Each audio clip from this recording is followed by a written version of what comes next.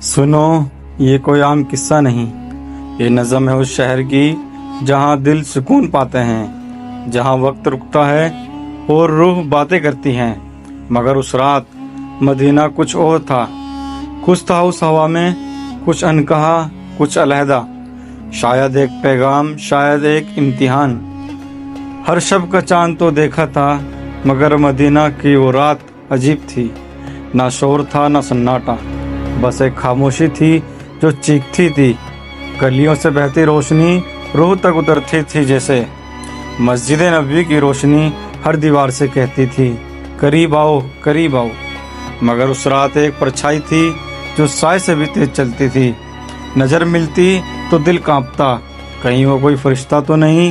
اگر یہ انداز، اس گلی میں ایک در کھلا، نہ دروازہ نہ کنڈی نہ دستک، بس جیسے روحوں کی زبان سے کہا گیا ہو آ جاؤ، تمہارا انتظار ہے۔ میں بڑا، دل دھڑکتا رہا، مگر پاؤں پیچھے ہٹنے کو نہ مانے، جیسے کوئی نام لے رہا ہو، کوئی پرانی صدا، کوئی ماں کی دعا۔ اندر ایک بوڑھا فقیر بیٹھا تھا، چہرہ جھریوں میں ڈوبا مگر آنکھیں چمکتی۔ کہا، تو آیا ہے تو سن، مدینہ صرف زمین کا ٹکڑا نہیں، یہ وہ جگہ ہے جہاں ہر سوال کا جواب سانس لیتا ہے۔ میں کانپ گیا۔ اس نے ہاتھ پکڑ کر کہا، آج تجھے وہ دکھے گا جو اوروں کو نہیں دکھتا۔